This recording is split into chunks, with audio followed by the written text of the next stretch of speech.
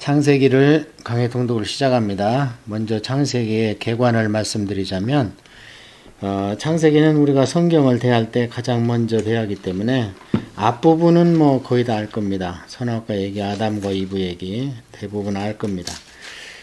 창세기를 전체적으로 나눠보자면요. 창세기는 50장까지 되어 있습니다.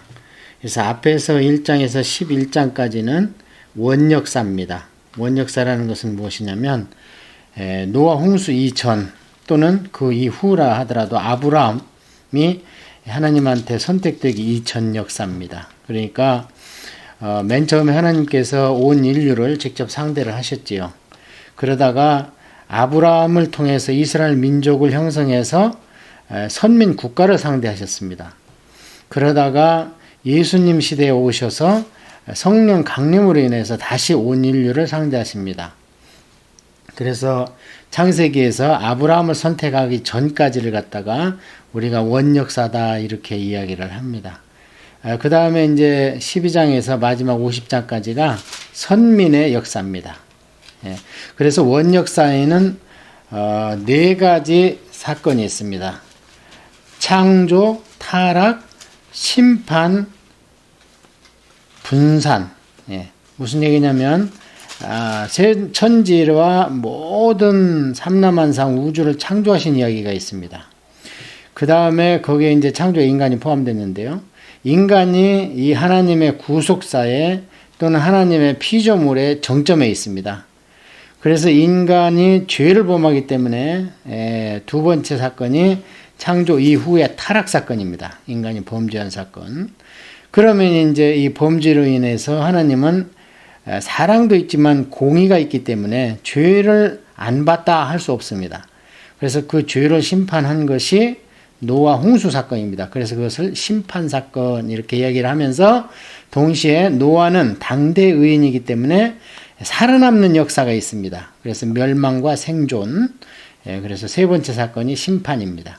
네 번째 사건은 그 이후에 번성한 사람들이 그러면 노아의 의인의 자손이기 때문에 다시 하나님 나라가 또는 하나님의 백성이 이 땅을 뒤덮여야 되는데 또 타락을 해서 그들이 바벨탑을 쌓기 때문에 하나님께서 그들을 확 분산을 시켜버립니다.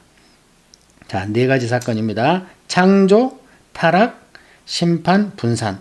그 다음에 이제 12장에서 50장까지는요, 4족장 이야기입니다. 우리가 기억하기가 쉽죠? 4대 사건과 4대 족장 이야기다. 그래서 4족장은 아브라함, 이삭, 야곱, 요셉 이야기가 있습니다. 그렇게 큰 맥락을 잡고 들어가 봅니다. 자, 그러면 창세기는 언제쯤의 이야기고 언제 기록이 됐겠는가? 지금으로 한 4,000년이나 4,500년 전에 창세기에 이 역사가 시작됐다. 우리가 성경적으로 그렇게 봅니다. 그렇기 때문에 그로부터 지금으로부터 한 6,000년에서 6,500년 사이 그때 이야기입니다. 그런데 언제 기록이 됐겠는가? 이것을 기록한 것은 모세 때입니다. 문자로 또는 토파니엘인데 기록된 게 그러니까 지금으로부터 3,500년 전에 이것이 기록이 되었습니다. 모세가 BC 1,500년 때 분이기 때문에 그렇습니다. 기록의 그 목적은 뭐겠습니까? 선민 이스라엘을 교육하기 위해서 하나님께서 그때까지 구전으로 내려오던 것을 모세한테 문자적으로 기록하게 했다. 우리가 이렇게 볼 수 있습니다. 그 정도만 하면 창세기는 우리가 전체 개괄적인 것은 틀은 잡았고요. 이제 1장부터 한번 들어가 봅니다. 창세기 1장의 제목은 창조주 하나님입니다. 우리가 하나님은 4가지 하나님의 직책이라면 좀 그런데요. 직분, 속성 이렇게 직분이라고 하는 게 맞겠습니다. 첫째는 창조를 하셨습니다. 두 번째는 창조를 해서 이것을 보존을 하고 섭리를 하다 보니까 이 타락한 인간들이 제 힘으로 구원을 받을 수가 없습니다. 그래서 그것을 대속하신 구속주 하나님입니다. 그분이 예수님이시죠. 그 다음에 이제 그렇게 해놓고는 그래도 세상에 놔두면은 스스로 또 그것을 유지를 못합니다. 예수님의 피 공로를 유지를 못합니다. 그래서 그것을 도와주기 위해서 오신 보혜사 성령님, 그래서 동행주 하나님입니다. 우리와 함께 동행하시고 우리를 변호해 주시는 성령님, 동행하시는 성령님, 해서 동행주 하나님. 그 다음에 마지막으로 인간을 비롯한 모든 영적인 존재까지 다 상과 벌로 심판하시는 심판주 하나님이십니다. 그게 요한계시록입니다. 자, 이해하셨죠? 그래서 우리가 먼저 항상 하나님을 창조주 하나님을 기억해야지 우리의 신앙이 흔들리지 않습니다. 그 다음에 이제 신약에 가서 구속주 예수님이 나오시는 거고요. 자, 그래서 1장은 창조주 하나님이기 때문에 창조에 대해서 말씀을 드리겠습니다. 자, 창조는 우리 기독교인들이 믿는 이 세상의 존재의 시초죠. 그래서 우리는 창조와 섭리를 믿습니다. 그걸 머리에 딱 박아놓아야 됩니다. 그러면 반대 개념은 무엇인가? 진화론이죠. 진화론자들은 우연과 진화입니다. 우연이 생겨가지고 이게 시간이 가면서 쓸만하게 진화됐다. 이렇게 얘기하는 것이 진화론자입니다. 그런데 이제 그것은 사람의 머릿속에서 나왔기 때문에 심지어는 과학도 거기에 동반됐었는데도 불구하고 과학이 어느 차원을 넘어가니까 염색체라든지 DNA가 나오면서 진화론이 많이 이제 반박이 됐습니다. 그래서 대부분의 과학자들이나 진화론자들은 지금 입을 다문 상태입니다. 그런데도 아직 학교에서는 버젓이 진화론만 가르치고 있기 때문에 마음이 아프고요. 우리가 나중에 요한계시록을 가지고 공부하다 보면 세상이 왜 그런 쪽으로 흘러가는가는 우리가 다 이해할 수 있습니다. 사단의 책략이기 때문에 그렇습니다. 그렇게 해서 창조와 진화에 대해서 우리 성경 통독하면서는 그 정도 알고 가면 됩니다. 창조와 섭리, 그 다음에 저짝 사람들은 우연과 진화. 이게 말이 안 돼요. 염색체 또는 DNA 또는 종간의 이동이 불가능 이런 거 보면 전혀 이해가 되지 않습니다. 한 가지 예만 들고 간단히 넘어갑니다. 사람의 꼬리뼈가 진화돼서 없어졌답니다. 그래서 흔적이 있답니다. 그렇다면 꼬리뼈가 완전히 없는 인류만 이 땅에 존재합니다. 그런데 진화론자들에 의하면 시간에 따라서 진화가 됐기 때문에 어떤 사람은 꼬리뼈가 있어야 되고 어떤 사람은 꼬리뼈가 3cm가 되고 어떤 사람은 1cm 뭐 이렇게 쭉 있어요. 그래야지 마지막에 없는 사람이 나타날 거 아닙니까? 점점 진화가 됐다면 예를 들어서 한여름에 해바라기 씨를 첫날 심고 열흘 있다 심고 20일 있다 심고 30일 있다 심는다면 그게 한 달 뒤에 보면 키가 1m짜리 70cm짜리 50cm짜리 이렇게 쭉 나타나야 됩니다. 이것이 이제 계층 간 진화의 증거입니다. 그런데 어떻습니까? 원숭이는 원숭이만큼 꼬리가 있고 지금도 꼬리가 똑같습니다. 원숭이는 길이가. 사람은 사람만큼 꼬리뼈 흔적만 다 있지 꼬리가 달린 사람이 없습니다.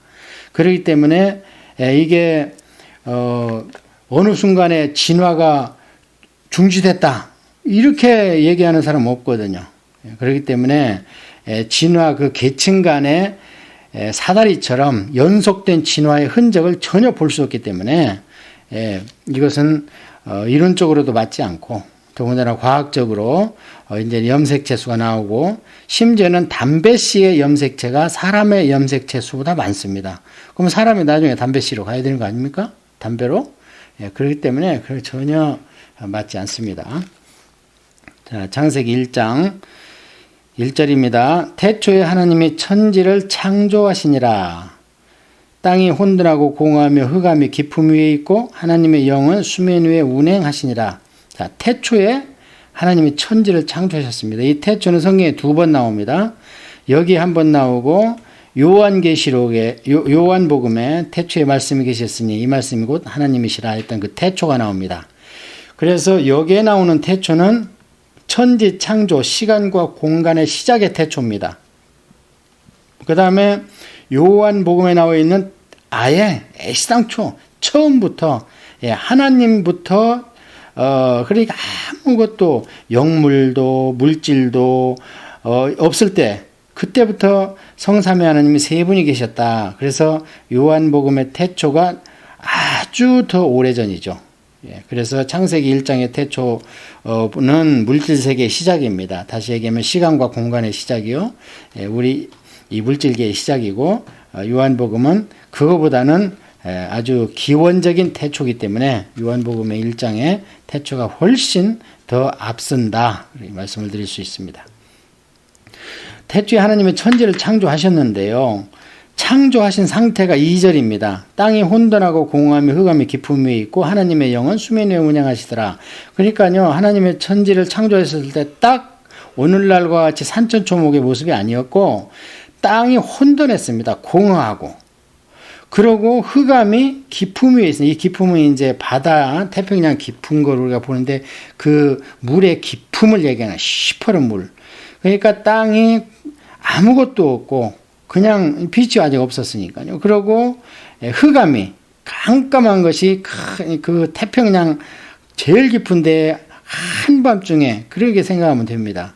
그런데 딱 하나 거기에 계신 게 어떤 뭐냐, 성령님이 수면 위에서 딱 운행하셨다. 이제 운행하셨다는 것은 예를 들어서 큰 독수리가 자기 새끼를 딱 품에 깃털을 따뜻하게 딱 품어놓은 것처럼 이제 그런다는데요. 그래서 성령님이 온 천하를 딱 장중에 쥐고 계셨다. 자, 그렇게 해서 그러니까 이제 처음부터 이렇게 지금 모습이 아니죠. 지금 모습으로 만들기 위해서 이제 6일간 일을 하시는 겁니다. 이런 상태에서.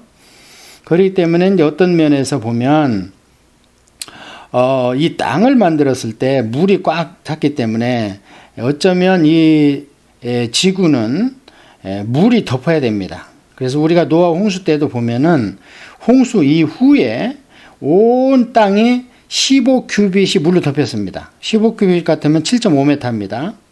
그래서 그 얘기는 무슨냐면은 이 지구를 평탄 작업해서 물로 채우고 빙하가 돋고 구름에 있는 물이 딱 떨어지면은 온 천지를 덮을 때 7, 8m로 덮어버릴 수 있는 양의 물이 있다는 겁니다. 그래서 이 물을 하나님께서 이제 나눠 놓는 것이 창조의 과정 중에 하나입니다.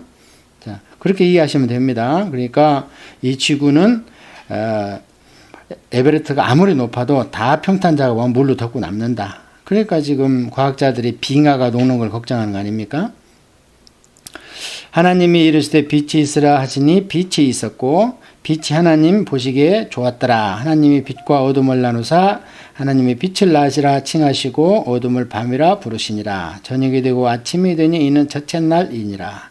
이 빛은 태양빛이 아닙니다. 태양은 아직 만들지 않으셨습니다.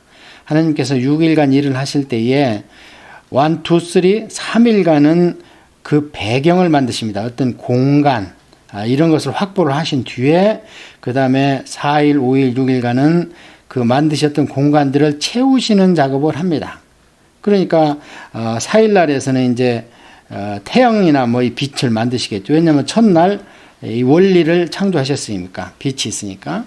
그러니까 태양이 없더라도 빛이 있습니다. 그게 뭡니까? 전기빛 아닙니까? 정전기 같은 거 태양이 필요합니까? 필요 없습니다. 그래서 빛은 원래 하나님께서 창조의 원리 가운데 하나입니다. 하나님이 이르시되 물 가운데에서 궁창이 있어 물과 물로 나뉘라 하시고, 자, 어떻습니까? 아까 우리가 봤을 때 온 천지가 물로 덮였다고 그랬잖아요. 그래서 이 물을 이제 나누려면 위로 얼마큼 떠서 물층을 만들고 떠 올리고, 그래서 그 공간을 만들어야 땅이 조금이라도 드러날 수가 있는 거지요. 그래서 물과 물로 나누게 하시고 그대로 되니라. 하나님의 궁창을 하늘이라 부르시니라. 저녁이 되고 아침이 되니 이는 둘째 날이니라. 그런데 여기는 좋았더라는 말씀이 없어요. 그래서 이제 혹간에 어떤 분들은 그래요. 이 궁창이 사실은 나중에 신약에 우리 이 사단을 많이 이제 신약에 나오면 구약에는 사단에 대한 얘기가 별로 없습니다. 이제 우상 숭배라 해서 사단 숭배라든지 나쁜 귀신을 섬기는 것 때문에 하나님께서 골머리를 아프시는데, 실제로 사단은 이제 예수님 시대 이후로 귀신이나 사탄 얘기가 많이 나와요. 근데 그 사탄 중에 하나가 뭐냐면 공중의 권세를 잡는 겁니다. 그래서 이 공중이 이제 궁창이거든요. 그래서 이 궁창이 사단의 놀이터가 돼가지고 하나님께서 별로 좋게는 안 여기시지 않았는가 이렇게 보는 분들도 있습니다.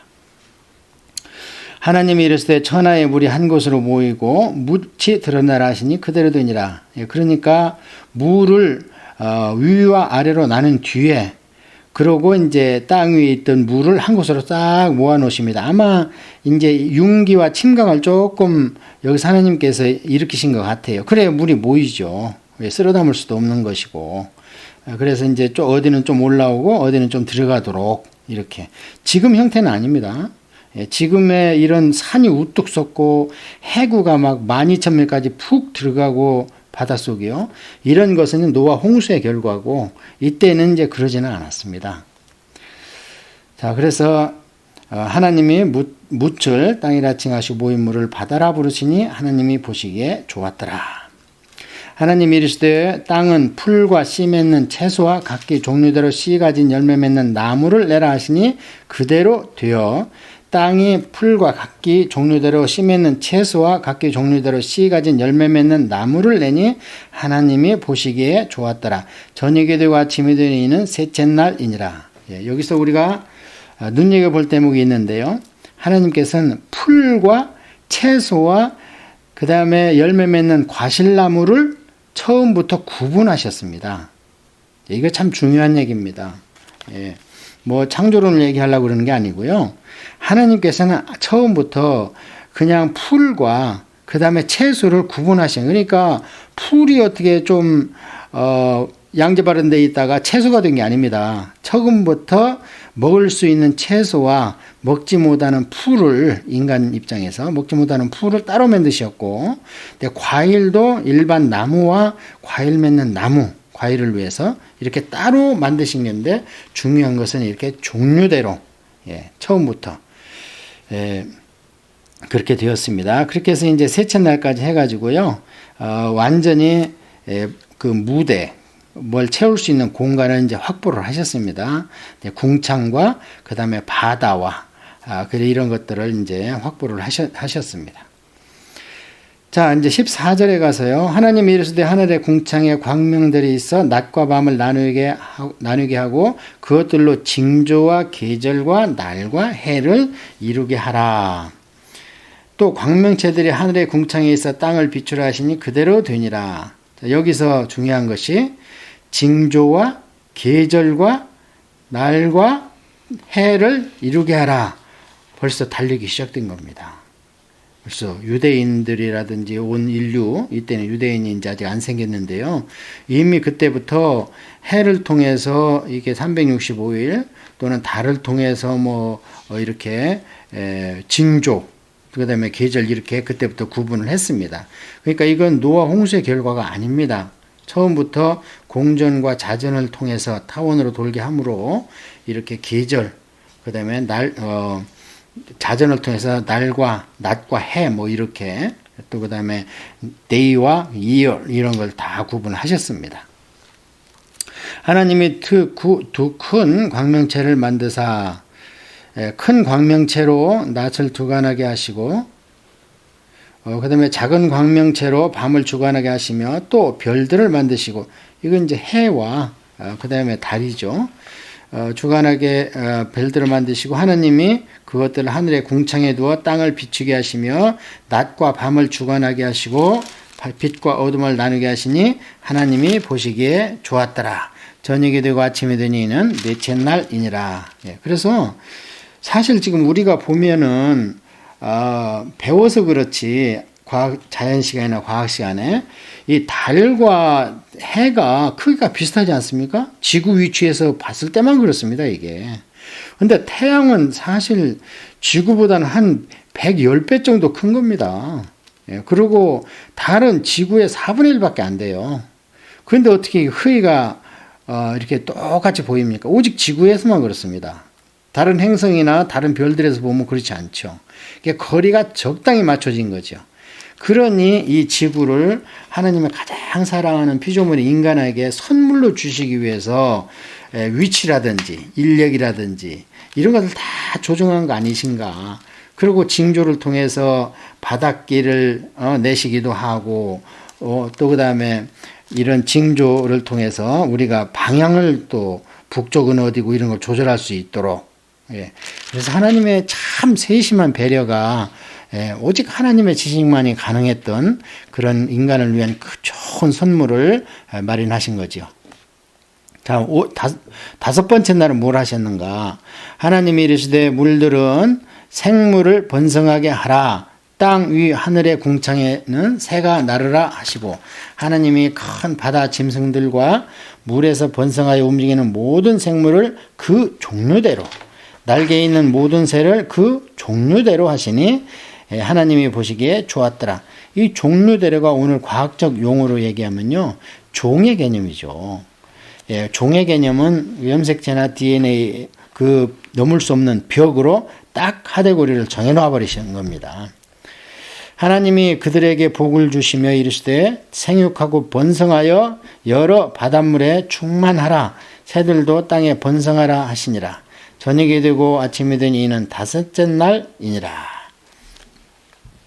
그래서 그 종류대로 하나님께서 하셨는데요. 그들에게 명령을 했습니다. 어떻게? 번성하고 충만하라. 이건 나중에 인간한테도 하나님께서 이렇게 말씀하셨고요. 그 다음에 노아 홍수 이후에도 이제 노아 8식구밖에 안 남았기 때문에 그때에도 번성하고 충만하라. 그렇게. 오늘날은 그냥 유독 기독교 국가에서부터 산화 제한이 생겨가지고 점점 기독교의 인구는 자연 감소를 하고 있는데, 이 구약을 토대로 살고 있는 다른 종교들은 그러지 않습니다. 유대인들은 보통 10명 이상, 한때는 15명이 평균치였고, 그 다음에 이게 모슬럼 쪽에도 이 구약을 믿지 않습니까? 그 짝에는 생기는 대로 나는 게 그들의 다른 전도의 방법이잖아요. 또 하나 가장 중요한, 그 신도수 늘리는 방법인데, 유독 하나님이 복 주신 기독교 국가에서만 나중심적으로 살다 보니까, 또 이 돈 중심으로 살다 보니까 사회 구조 자체가 애들을 많이 못 나도록 이렇게 만들어 버렸어요. 그래서 참 이게 마지막 때 참 큰 징조입니다. 이건 분명히 하나님 말씀과는 반대로 가는데 어쩔 수 없습니다. 살아남기 위해서 하나 나고 둘 나고 그러는 것이지, 사실은 하나님의 명령은 그게 아니었죠. 번성해서 하여튼 숫자가 많은 것을 원하시는데 그렇게 못했습니다. 하나님이 이르시되 땅은 생물을 그 종류대로 내되 가축과 기는 것과 땅의 짐승을 종류대로 내라 하시니 그대로 되니라. 자, 여기 보면은 가축과 기는 것과 짐승, 이게 처음부터 구분이 됐습니다. 그래서 집에 키우는 애들이 야생동물을 아무리 데려다가 훈련을 시켜도요, 안 됩니다. 사자를 갖다 키웠는데 한 번 피 맛을 보게 되면요, 주인도 몰라보고 막 물어뜯는 게 사자입니다. 그 야수성이 있어가지고. 그래서 기는 것이 무슨 진화해가지고 4다리가 나중에 10다리가 4다리 됐다가 그게 2다리로 돼가지고 사람이 되고, 이런 참 허무맹랑한 얘기를 많이 하는데요. 처음부터 종류대로입니다. 그래서 나중에 이제 유대인 시대나 제사 시대에 가면은요, 절대 짐승은 제물이 될 수 없습니다. 반드시 가축이어야 됩니다. 집에서 키우는 내 새끼 같은 그런 동물만 하나님께서, 왜냐하면 인간의 목숨을 대신해서 하나님이 받으시는데, 산에 가서 산짐승 사다가 그러면 인간의 목숨이 산짐승 수준밖에 안 되는 거지요. 그래서 반드시 가축으로 하나님한테 제물을 드려야 되는 겁니다. 하나님이 이르시되 우리의 형상을 따라 우리의 모양대로 우리가 사람을 만들고 그들로 바다의 물고기와 하늘의 새와 가축과 온 땅과 땅에 기는 모든 것을 다스리게 하자 하시고, 하나님의 자기 형상 곧 하나님의 형상대로 사람을 창조하시되 남자와 여자를 창조하시고, 하나님이 그들에게 복을 주시며 하나님이 그들에게 이르시되 생육하고 번성하여 땅에 충만하라. 땅을 정복하라. 바다의 물고기와 하늘의 새와 땅에 움직이는 모든 생물을 다스리라 하시니라. 여기 26절에 보면 우리의 형상을 따라 우리의 모양대로, 그래서 하나님께서는 이때도 벌써 3분이 하나님이 계시가 됐습니다. 이게 우리라고 복수를 썼잖아요. 그런데 만들자 했을 때 이 동사는 단수 동사입니다. 우리 한국말에는 내가 간다 또는 우리가 간다, 동사가 똑같아요, 간다로. 그런데 히브리 말이나 또는 영어도 그렇지 않습니까? 단수로 얘기하는 동사하고 복수에는 S자를 붙여주잖아요. 히브리어도 그렇습니다. 그런데 여기 우리가 그랬는데요. 이게 단수 동사를 썼어요. 예. 예를 들어서 그 S자를 거기에다가 붙여버리는 거예요. 그냥 단수로. 예. 자, 그래서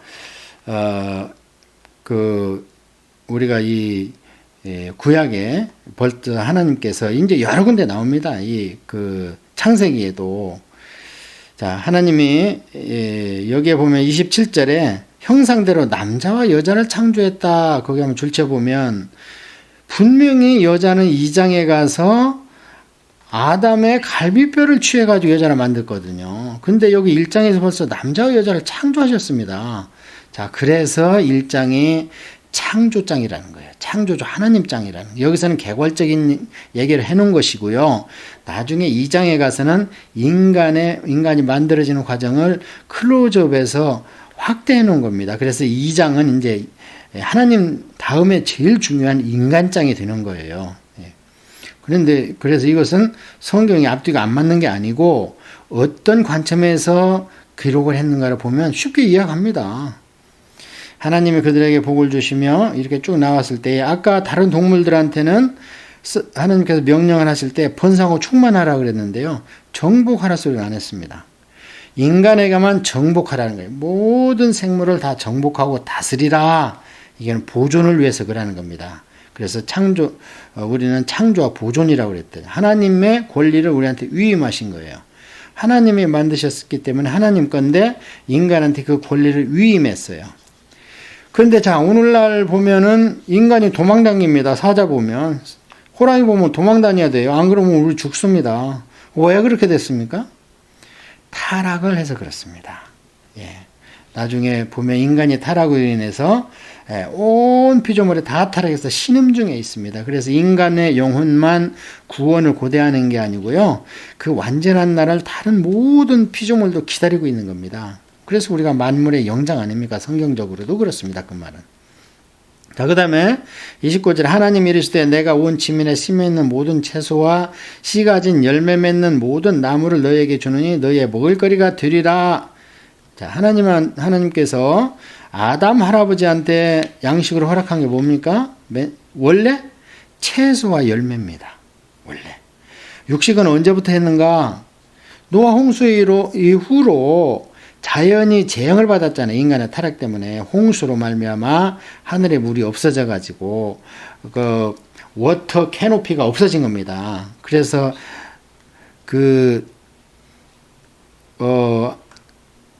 태양광선이 직접 우리한테 자외선, 적외선, 가시광선 할 것 없이 다 내리쬐니까 이제 막 공룡도 사라지고 풀도 그냥 관목이 되고 뭐 딱딱한 나무가 돼버려가지고 막 못 먹게 되고 이렇게 되기 때문에 그때부터는 이 짐승이나 이 가축이나 이런 걸 너희가 잡아먹을 수 있는데 이제 피채 먹지 마라 그래요. 노아 홍수 이후에.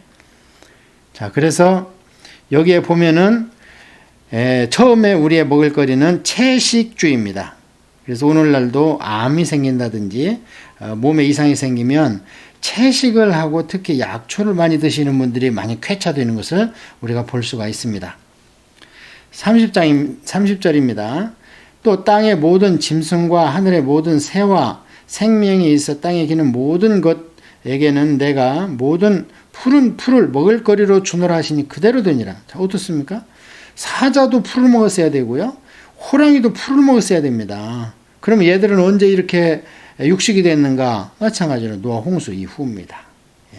그래서 그러면 원래 그 사자나 이런 것들도 이 풀을 통해서 섬유질을 먹고 비축을 해야 되는데 어떻게 지탱을 하는가? 예. 그래서 채식 동물을 먹으면서 야수들이 제일 좋아하는 먹거리가 뭐냐면요. 그 위장이라든지 장입니다. 먹은 풀을 뜯어먹은 그것을 가로채서 먹습니다. 그래서 우리가 동물의 왕국 같은 데 보면은요. 사자가 이런 말이나 초식동물을 잡았을 때 제일 높은 위치에 있는 사자가 먹는 게 항문입니다. 항문에다 머리를 쳐박고 그 대장, 소장을 그거를 먼저 이렇게 뜯어 먹는 것을 볼 수 있습니다. 그래서 원래 얘들도 채식 위주였다. 자, 마지막 절입니다. 하나님이 지으신 그 모든 것을 보시니 보시기에 심히 좋았더라. 저녁이 되고 아침이 되니 이는 여섯째 날이니라. 예, 그래서 하나님께서 1장에서는 창조하신 얘기만 나오기 때문에 아직은 그렇게 안식한 얘기가 나오지 않습니다.